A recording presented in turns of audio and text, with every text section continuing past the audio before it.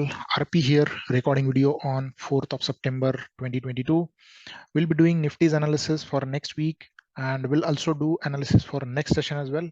We'll try to analyze Nifty with indicators and price action. Then we'll check Elliott Wave, and after that we'll check option chain.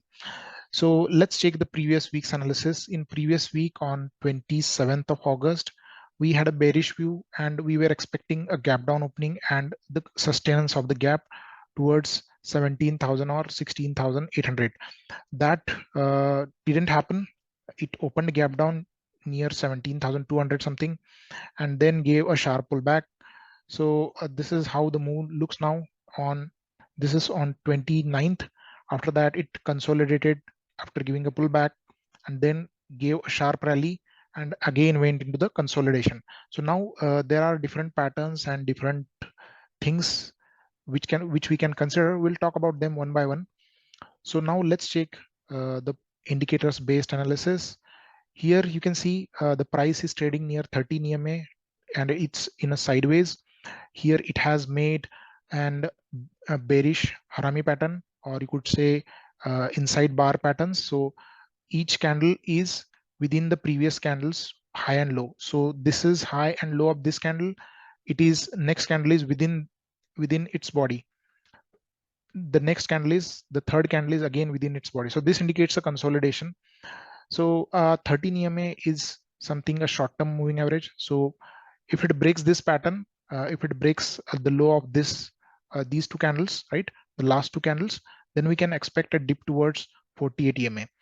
Most likely, if it breaks this low as well, right, 17,166 something, then it could head towards 200 EMA. Most likely, it will find support there, try to bounce back. So this particular 200 EMA is currently near 16,741. It could head towards 16,800 something as the time progresses, because it will not stay at the same level. It will move slowly up, or it will be on a sideways trend. RSI is a neutral near 55, but still considered bullish as long as it stays above 50. And Aron indicators now about to turn sideways again. We explained Aron indicator in a lot of our videos. As it approaches below 50, it will be a sideways trend, and once this red crosses the green, it will be bearish trend. Currently still it's a bullish to sideways trend. So that's what the indicators tells, that the market is sideways, and we need to watch for this support near 17,470 and 17,150. So once these supports are broken, the next levels will come that we discussed based on indicators. So now let's check the Elliott Wave analysis. This will be a bit confusing. I have been trying since afternoon to come up with the correct count, but there is no way to count it correctly. There is a lot of confusions here as the move is sideways. We'll try my best to explain all the scenarios. So this is first case, which we are considering bullish case. Here we can assume that this is a bullish sequence heading towards 0.382 Fibonacci minimum. I'm not expecting it to take out 18,400, 18,600, right? This is our top, 18,604 something. That's our top. I'm not expecting it to take out that. So probably it will head towards this if this is the bullish wave count. And for that, the only confirmation that we have is at break of this particular 17,993 high. So this break will confirm that we are in a fifth wave and we could head towards this. So until this is broken, I will not consider this wave count as a valid one, because all the global markets are in red. They are down almost 9 to 10%. So you can check Dow from this point onwards, it has turned bearish, though the dates are different. So the timing that they made top is different and we made top is different. But the move from this particular high, all global markets is down to 9 to 10%, and we are just down by 2% at current level. Okay, until this point we were down 4.5%. So I do not expect this to happen anytime soon, and there is a no good trade for going bullish here, because MACD and all other indicators indicating either sideways or bearish trend. So apart from that, we can, like, this can be a case with let's say WXY correction and fourth wave could have been completed here. So once it breaks this high, then we can have the confirmation that it is heading at least towards this 18,240. And why I am considering this case is because of this thing. So when you plot a Fibonacci from this point onwards towards this point, okay, let me fix it. Deep correction. So when you plot that, you can see here clearly it has taken support near 0.32 Fibonacci, which is coming around 17,160 something, right? Not 160, it is at exactly 17,177. It has, Nifty has broken this 0.32 Fibonacci by very small margin, almost I think 10 points. I think it's 17,177. That is the number that we get here. Okay, let me zoom in if you are not able to see and adjust this properly. Okay, right. So now you can see here. So let me also remove this thing so that it's clear. So you can see here, this is the 0.32 Fibonacci when you plot accurately Fibonacci from this point to this point. Okay, so 17,177, and here the low that we have got is 17,166. So just 10 points it has broken. So it has, we can say it has taken support near this, and this thing supports a bullish case once it breaks 17,992. So this is how we can look at bullish case. So yeah, until it breaks this, you can keep that in the in back of your mind. You can just keep this level. If this is broken, 18,240 is what we are going for. So second case, let's discuss that. So we are discussing the cases based on probability. So I am assuming this bullish case as the lowest probability, probably let's say 10 to 15%. Okay, if it has to happen, 10 to 15%. Bank Nifty is bullish, so this can be a case as well. Like both Bank Nifty and Nifty would head higher, break this top, and make one more top. So second case is this. This again has, let's say, 30% to not 31, 30 to 40% probability maybe. Okay, and the next case has the 50% probability. That's what I can say. Okay, so for this is expanded flat correction. Here there is one problem in this pattern, that this expanded flat corrections are occurred in wave 2 or wave 4th position. Normally they occur in wave 4th position, but are also common in wave 2 position. So here expanded flat, wave 1 finished here, wave 2 could be finishing here or could have already finished here. Both cases possible. So considering wave 2 is still going to make one more top, and then we have sharp drop, that's a possibility. So let's assume this is expanded flat correction with 3, 3 and 5 wave structure. So here there is a problem. Wave C should be 5 wave structure, right? So wave A is 3 wave, wave B is 3 wave, and wave C should be 5 wave structure.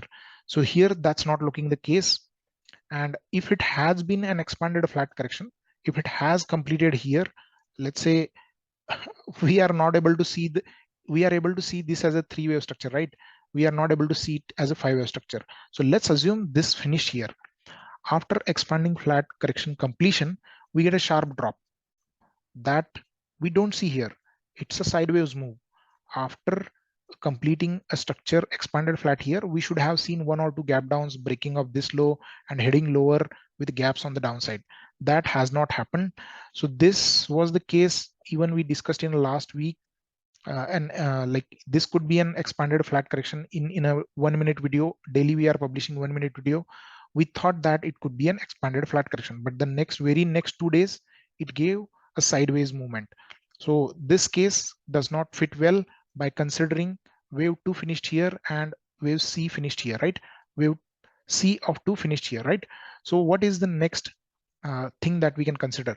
So as per this chart, you can see here we could make one more top just above this wave 3.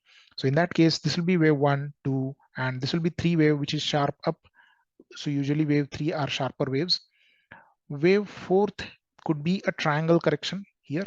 Okay, so if tomorrow it opens gap up above 17,623, then we can assume this case is in force and we could head higher, make one more small top. Okay, not breaking this. Okay, we are not expecting it to break this. It should not break 17,992. Make a small top and then start the dip. Then we will see a bigger gaps creating on the downside. Then this pattern will be complete. So this is a second pattern which could have 30 to 40% of probability. So total 50% we have covered. So the next pattern will have 50% of probability. So again here this pattern invalidates once it breaks 17,476. So once it breaks this low, then the triangle will be invalid because E wave is bigger than like E wave has broken the low of C wave, then it's bigger than D wave. This pattern will be invalid because this is an contracting triangle. In contracting triangle, E wave is not allowed to break C wave's low. So this is invalidation. So as soon as it breaks this tomorrow at opening, then we have a confirmation that this is not the pattern, right? So we should not consider huge gap downs. Not huge gap downs, but this wave count will be invalid in that case. So then we can move to the next pattern. In a previous case, what was the invalidation level? So this was the invalidation level. So in this bullish pattern, both confirmation and invalidation levels are way too far away from our reach. We cannot say this until one of them get broken. Okay, so this pattern will be invalidated once it breaks 17,166. Until this is broken, it can still be valid. It can pull back down and go like this on the upside, right? So this is also a possible case. But yeah, just you can note down these levels. So you will see these charts till the next week, and we will update you during the week. We will create 1 minute video each day: Monday, Tuesday, Wednesday, Thursday, and Friday, and we will tell you how the moves are progressing and which of these chart is valid. So you make sure that subscribe to our channel. So any doubts, if you have, add in to the comments. So in first case, break of this is confirmation, break of this is invalidation. In second case, break of this is a confirmation. It should continue the rally, and then this low should not be broken. So we can consider this as our stop loss, and this is our entry for a small high just above wave 3, and then we can pull back sharply on the downside. So in first two cases, we can only do scalping with keeping some good stop loss as per the previous swing. So here, as it opens gap up, small gap up, it will break this high, and we can consider this as a stop loss for our analysis going towards new high just above third wave. So this is how you should trade these two patterns. And the third and most probable pattern, which could have, let's say, 50 to 60% of probability, is this pattern, where we are assuming this as a running triangle, and this wave is considered as wave A and this as wave B. So as triangles cannot appear in wave 2, so this has to be a corrective pattern going for the downside. So this can be a running triangle. In running triangle, the start of A wave, smaller A wave. Okay, so this is A, B, C, D, E. Now we are talking internal A, B, C, D, E waves of a B wave. So in this case, the start of A wave, which is from here, right? So this is the start of this wave, right? So this wave start will be broken in the running triangle, and each internal wave is a 3-3 wave structure. So why I like, or I am considering this has more probability, because it fits well with the previous wave counts. So for example, here we can assume A, B, C correction. So this is 3-wave structure, and here we can consider A, B, and C wave. This is looking a 3-wave structure. Again, 3-wave structure as wave C, and wave D is a 3-wave structure, A, B, C. Small low has been created on Thursday, I believe, right? So this is again 3-wave structure, and E wave can be a triangle or a 3-wave structure.